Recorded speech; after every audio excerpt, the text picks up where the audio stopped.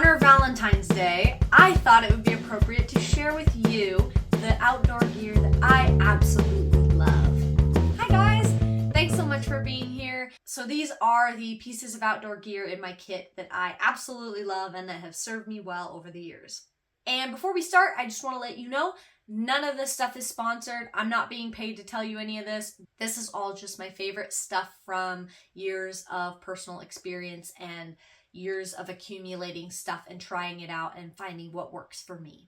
These are in no particular order. They are just a list. And so as I say, number one, number two, it doesn't mean it's my favorite thing. It's just the order I wrote them down in. Number one is my sleeping bag liner.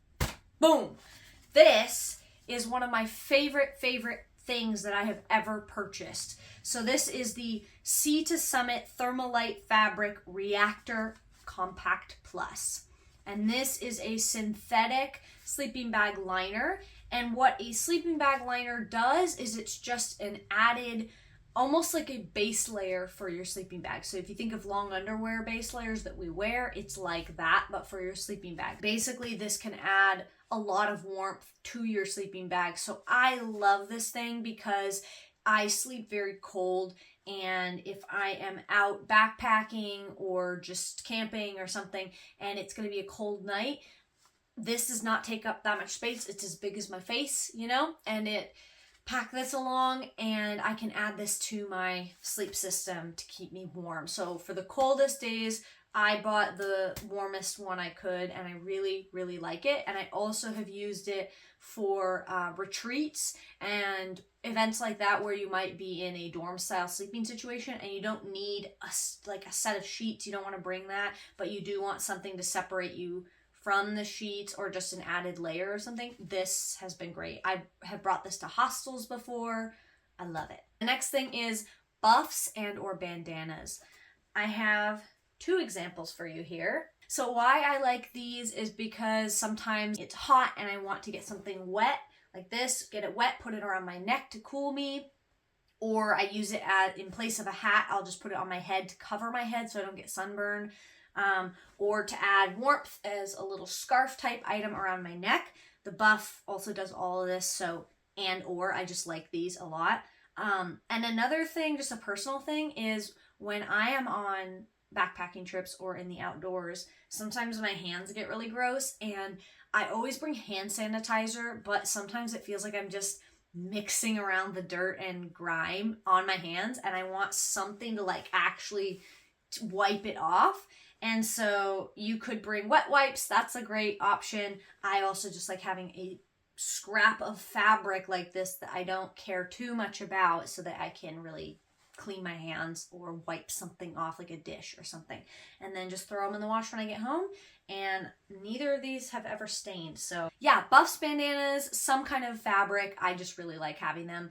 Some people use them as pea cloths as well. I've never done that, but hey, you might give it a shot and let me know what you think. My next item is day packs, and I'm going to share two with you. This backpack here has served me well for 8 years. And I have treated it very roughly. It has gone with me on many a hiking trip and around the world. And it was a school backpack I used to haul books and my computer. And as you can see here, it has many repairs. Here's one. This top part ripped out. I repaired that. There's a seam here that ripped out. And I still keep it and love it. It has started, obviously, to give out in places, and that is because I got it at Big 5 Sporting Goods for $30, I think. It was on sale, and it's by a brand called Eco Gear, and I don't even know if they make this anymore, this one, but I have loved this backpack, and it has some of the best features I've ever found on a day pack, and I have been disappointed that it started to rip out, but as I look back on the history of it and what I've done with it, I'm not entirely surprised. So I would still say this has been a great backpack, especially for what I paid for it. So some of the features that I really love on it are, it's got this main compartment that opens up with no zipper, so I tuck jackets and snacks in there, something you can just access really quickly. And it has a front pouch that opens up, but it also has this top smaller pouch. The pocket layout design is one of the most useful designs I've ever found. So what I really value in a backpack design is a lot of pockets and bigger spaces being divided with some smaller pockets, but then also having some bigger spaces where you can be uninterrupted by pockets, if that makes sense. So I like having just a lot of different options in a small space like this. I believe this is 18 liters. And it also has these hip belts that are nice and thick. I love hip belts because otherwise your shoulders are gonna be in pain. And it has a chest strap as well, which I really like. So I have loved this for years and it's served me well. It has a lot of repairs and is starting to get weaker. So my newest addition to the pack family is this guy. This is something I bought while I was in Japan. This is basically the REI of Japan. This is a Montbell backpack. And this is their Galena pack 20 liters. So it is 2 liters bigger than the gray pack. And it's almost identical, except it has a few additional features. And I had to get this pack because I don't see a lot of these features often. It also has the top pocket, the front pocket, and it has the open pocket, which is, I feel like, kind of a rarer thing for some backpacks, and I love that open pocket. And again, it has, in the main compartment, it has a little mesh pocket, which I really love. The additional features that I really appreciated on this pack were on this backpack strap, the left side, it has a tiny little mesh pocket, and then the pinnacle feature, my favorite feature on this pack, it has the hip belt, it has the chest strap, it has pockets on the hip belt, which is so nice because my gray backpack does not have pockets on the hip belt. These pockets are big enough to fit snacks, hand sanitizer, chapstick. You could fit, what else? Sunscreen. You could fit a small thin wallet, something like that. Yeah, I just really love all the features on this backpack, and I love the size of it. I think everyone who's going to go hiking should have a backpack around an 18 to 20 liter because you could do a very, very light overnight hike on it, and it's not too big and bulky for a regular day hike. Genuinely, this is probably the best pack design that I have seen for a day pack for me and my personal use. I love it. All right, I'm in a pile of stuff right now. It's all over everywhere. The next thing I have is this polyester wide brim hat. And why this is one of my favorite outdoor items is because you can mush it up and then you can spread it back out. There's a wire in the brim so you can mold it to whatever shape you need. You can squish it up, you can squish it down. You can do whatever. You could pack it in your bag, whatever you need. It's got the drawstring for windy conditions, or you could just flip it out of the way if you don't need that. And the beaded string around here actually tightens in the back as you can pull it, and it's a drawstring kind of, so you can tighten the hat band part of it. Overall, I love the style and function of this hat, and I highly recommend finding yourself a good wide brim hat that you feel cool in and that protects you from the sun. All right, my next one is actually 2 items again, and it is my jackets. I've got 2 jackets here that I really like. My first one is this puffy jacket by Patagonia. It is just their hoodless puffer that is 800 fill down, and I love this thing. I love how warm it is and how it packs down, and it is very warm for its thickness, so I think you get a good bang for your buck with this puffy jacket. One thing I would mention is that since getting this jacket, there have been several times where I wished it had a hood, and I got it without the hood on purpose, thinking, well, if I have a rain jacket or some outer shell on top, I'll have a hood on that, and I don't like the double hood situation. However, I think having a hood will keep your neck warmer, and there are some times where I just wish I had the hood on there. So take that piece of advice for what it's worth. You may or may not like the hood, but I think I would have preferred getting one with the hood. My other favorite outdoor jacket that I use all the time, city or the woods, Arc'teryx Atom AR jacket. This one does have a hood. So this jacket is a synthetic jacket. The Patagonia is down. This is synthetic fill, which just means it's man-made fibers. The quick difference between those is that with a synthetic, if it gets soaking wet, the fibers will still kind of retain their structure, which will keep you a little bit warmer, versus down, when it gets wet, just clumps up and it packs down and gets all smushed. And so it doesn't retain its warmth quite as well, and it's not good to get it wet. You don't want to get any that's wet, but at least with synthetic, you're going to still have that volume. It keeps its structure. It's also easier to care for a little bit than down. Down is just, requires a little bit more specific care. Not a big deal. I highly recommend down.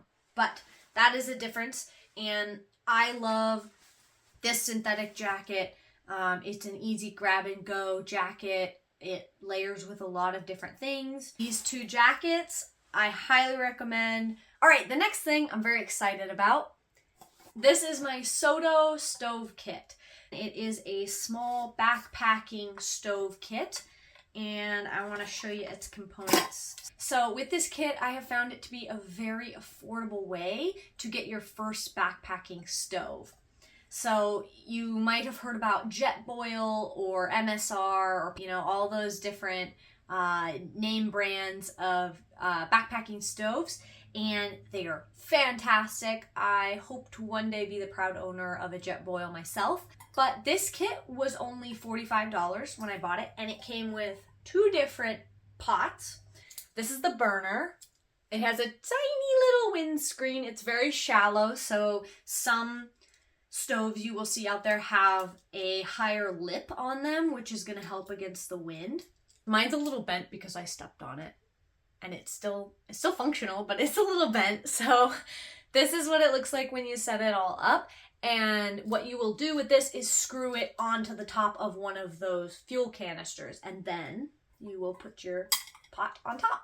If you're getting into camping or just long hikes and you want something that you can bring with you and heat up a cup of tea or a cup of coffee just to add that heat and the morale while you're out on the trail, this is an amazing thing to have in your kit. And I have used it so many times, of course, backpacking, but I also have used it just hiking or on a day trip to the coast. I'll bring it with me and then treat myself to a little instant coffee. And there is something about having a heated beverage when you're out in the wilderness that just boosts your morale so much. Even if you're not having a bad time of it, having a hot drink is such a luxury. So I will say, this is fantastic. It has served me well. I have hardly ever had issues with the igniter, the sparker on here. Some of these come with an igniter, a self-igniter. Some of them don't, and you will have to use an external flame source like a lighter or a match to actually ignite the fuel. Sometimes I've had issues with it actually sparking, and I just have to keep doing it a few times, but I've never had it fail on me. And I've just been very pleased with it. So the Soto kit is amazing. I think it's a great economic choice if you're looking to get into backpacking. The next thing on my list is my collapsible dishes. These are apparently Sea to Summit. I didn't realize how many Sea to Summit things I had, but this is called the X Bowl, and this is a 650 milliliter bowl. And this little cup, oh, this isn't even mine. What the heck? Wait. Okay, I don't think this is mine. I think this is my dad's, and it's in my stuff for some reason. But this is, I used to have a cup like this that was a little bit smaller, and it actually got chewed through by an animal in the middle of the night because I think I left hot chocolate residue in it or something. So that was on me. But this is also the Sea to Summit X mug, and this is a 480 milliliter cup. And then the bowl is just silicone. I believe it's silicone, and it just pops up, and it is the perfect size for any meal, and it is so nice to have something that packs down that flat. It's fantastic. And the cup too is just squish it up, boom. Look at that, it's a little disc. It's easy to clean. They're really durable and lightweight. Both of them I just have found to be really great investments and great additions to any backpacking kit. The trekking poles. I love my trekking poles. These are the REI Traverse trekking poles, but any trekking poles will do. The biggest thing for me is that I have had knee problems in my past, and I love the way when you have a heavy pack on, the weight distribution of the trekking poles. Instead of just 2 points of contact with the ground, you now have 4 points. And so it distributes some of that weight off of your knees onto your arms and the ground, and just kind of more evenly distributes all that weight. And I like how they aid my balance. They help me maneuver difficult terrain. They can be used to support a tent if you have one of those tents that requires a pole and it doesn't come with its own. They could be used to build a shelter if need be. Stuff like that. They can be used as a weapon, you know? They're really versatile, and they're worth the weight and the extra bulk of having them. Next is my portable chargers. I have 2 that I'm going to recommend to you. This is a TYLT brand. I had never heard of it. I had to look it up for this video. It acts like a flashlight, or you can charge your phone on it. And this is the one I was using for years in high school for backpacking trips. It's a little bit heavy, but honestly, I think my newer one is heavier. So yeah, it's not too heavy. It's pretty small, and I think it charged my phone twice when it was fresh and new. It doesn't quite have that great a battery life anymore, but I think it was good for 2 charges. I'll look up the stats and find them for you if they still make it and put it in the description box. My new one is the Goal Zero Flip 36. This is good, I believe, for 2 charges. Again, I'll have to look it up for you. This is a little bit heavier and bigger, but it's, at the end of the day, those charges are so worth it, especially if you use your phone a lot to take pictures and videos. A portable charger, regardless of brand, whatever you end up going with, you don't have to spend a lot of money to get a good portable charger. I think you should have one just in your daily life, because if you're going on a long day trip, you should have something to charge your phone back up, just for safety, you know? I think a portable charger of some sort is a really great addition to your outdoor kit. Next is my headlamp. So I think a headlamp, again, is something that I felt like it was an extravagance. I didn't need to spend the money on it. I could just use a flashlight or my phone flashlight and be fine.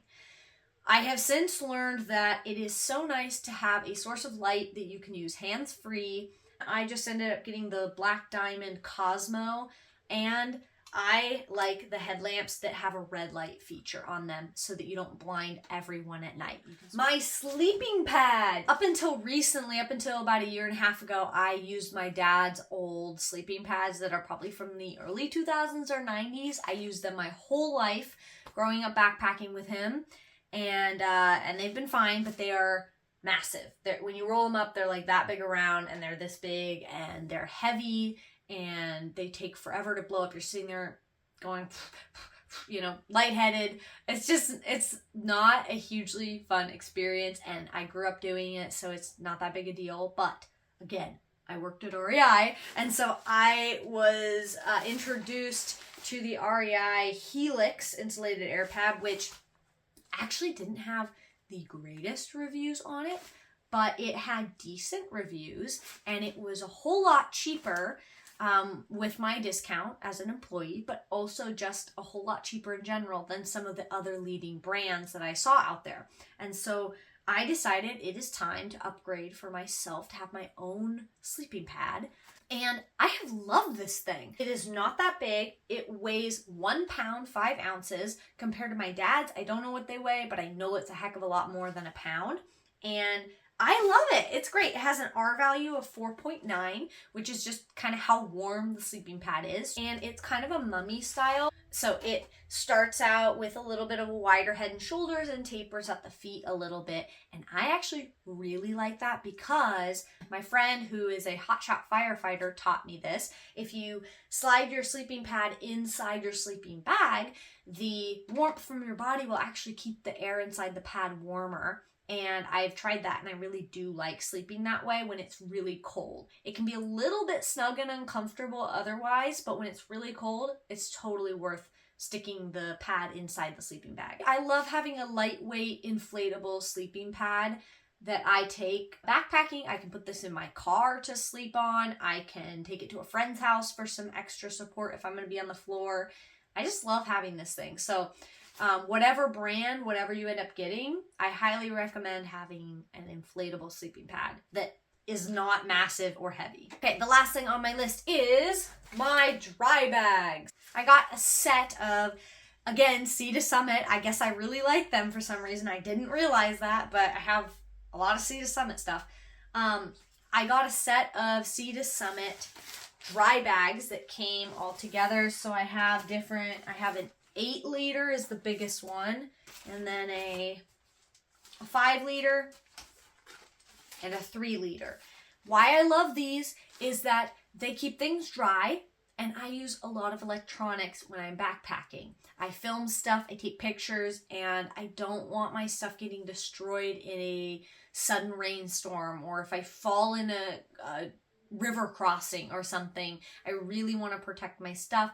If you have something that you don't want to get ruined by the wet, the damp, or a rain or something, put it in a dry bag. Not just a stuff sack, but a dry bag. So the difference is that this is waterproof, and when you put stuff in it, and it has instructions on the inside, but I'm going to tell you how to do it. So you just flip the top, and you're going to roll it on itself until you're satisfied with that. And you can let some of the air out, but if you want it kind of to stay inflated, that's fine. You're going to bend it back on itself, and now no water is getting in there. Whether it's Sea to Summit or whatever brand, that doesn't matter. Just get yourself some good dry bags. And I have used them a lot for many different situations, many different reasons, and I've found that they are a wonderful addition to my outdoor kit. So I hope you enjoyed this video and that it gave you some food for thought for what you might want to add to your outdoor kit. If you think that there is something that I am totally missing out on and that I absolutely need to add, or that I didn't mention that's your favorite thing, please tell me. I'm always looking to grow my kit and find new cool things. And if you had something in here that you have more questions about or want more details on, please let me know in the comments below. I would love to fill you in on some more details. If you have any questions, let me know.